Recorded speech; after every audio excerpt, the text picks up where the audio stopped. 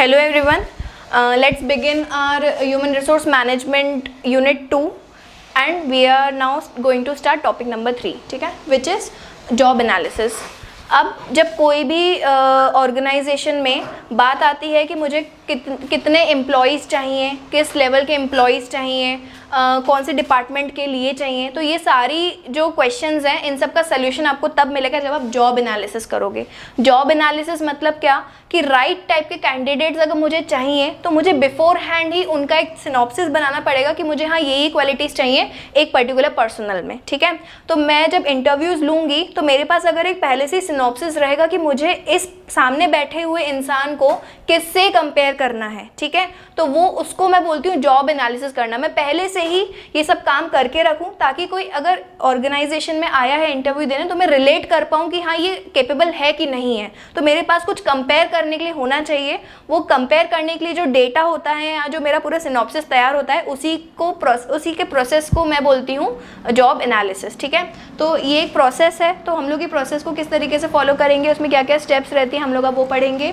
सबसे पहले तो फैक्ट्स कलेक्ट करना. फैक्ट्स कलेक्ट करना मतलब कि मेरे को जिस भी पोजीशन के लिए एम्प्लॉय हायर करना है तो वो उस पोजीशन पे रह के काम क्या क्या करेगा. ठीक है, अगर मैं एक सेल्स मैनेजर हायर कर रही हूँ तो उसके क्या क्या टास्क रहेंगे, उसकी क्या क्या ड्यूटीज़ रहेंगी. ठीक है, इनसे भी पहले मैं ये चीज़ देखूंगी कि वर्कलोड कितना रहने वाला है और मतलब एक ऑर्गेनाइजेशन में कितने सेल्स मैनेजर होने चाहिए. तो ये जो बेसिक इन्फॉर्मेशन है, फैक्ट्स एंड फिगर्स जो मेरे पास अवेलेबल है, मैं पहले वो सारा कलेक्ट करूँगी. सबसे पहला काम मेरा ये हो जाएगा to collect all the facts and figures related to the post.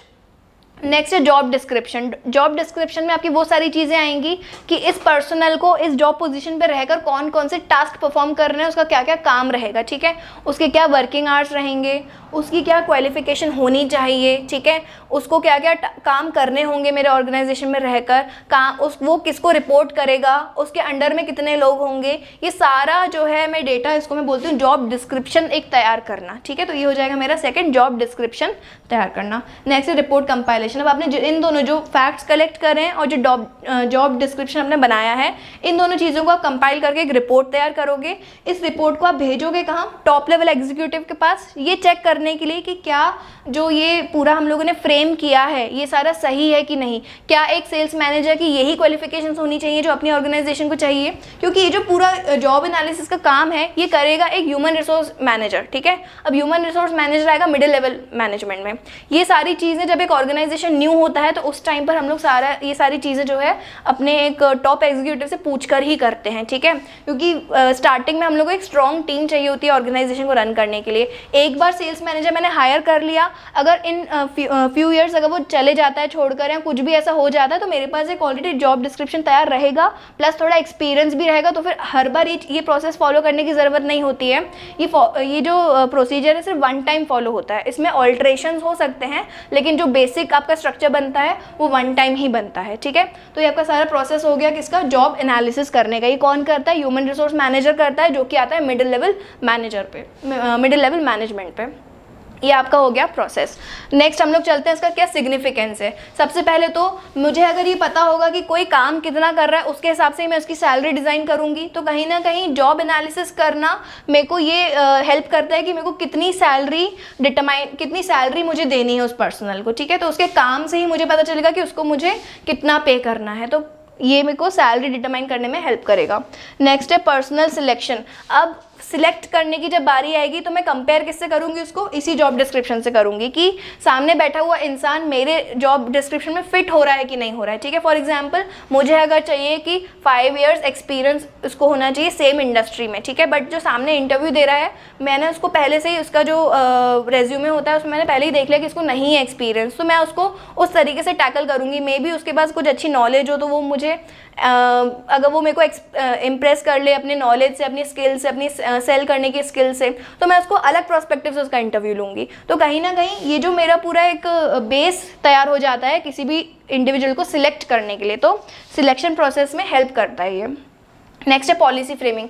मेरे बिजनेस में एम्प्लॉयज़ के लिए क्या क्या पॉलिसीज़ रहेंगी वो डिज़ाइन करने में भी मुझे मेरा ये जॉब एनालिसिस ही करेगा, क्योंकि जॉब एनालिसिस से मुझे पता चलेगा कि कितने एम्प्लॉयज़ आने वाले हैं, किस कैटेगरी के एम्प्लॉयज़ आने वाले हैं, सारे एम्प्लॉयज़ क्या बड़े बड़े कॉलेजेस से ही आने वाले हैं या नॉर्मल कॉलेजेस से भी एम्प्लॉयज़ आएंगे, तो उसके हिसाब से अपन लोग कंपनसेशन हो गया, रूल्स हो गया, पॉलिसीज़ हो गया, ये सब कुछ उसके हिसाब से डिटरमाइन करते हैं। तो कहीं ना कहीं पॉलिसी फ्रेम करने के लिए भी मुझे जॉब एनालिसिस कहीं ना कहीं काम आता है।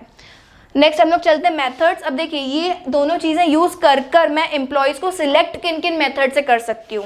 ये जॉब एनालिसिस के मेथड्स नहीं है। जॉब एनालिसिस करने के बाद में एम्प्लॉयज़ को इन चीज़ों से यूज़ करके, इन चीज़ों को यूज़ करके किस तरीके से सिलेक्ट कर सकती हूँ, ये उसके मेथड्स हैं। ठीक है, तो पहला तो हो गया क्वेश्चनर मेथड। क्वेश्चनर मेथड में क्या होगा, आप एक क्वेश्चनर, ऑब्जेक्टिव टाइप क्वेश्चनर आप एम्प्लॉयज़ के बीच में, जो भी कैंडिडेट्स आए होंगे इंटरव्यू देने के लिए, जो भी कैंडिडेट्स आए होंगे आपके जॉब पोजीशन को फिल करने के लिए, उनको आप एक क्वेश्चनर दोगे और क्वेश्चनर में जो क्वेश्चंस होंगे वो इन जॉब डिस्क्रिप्शन से रिलेटेड होंगे।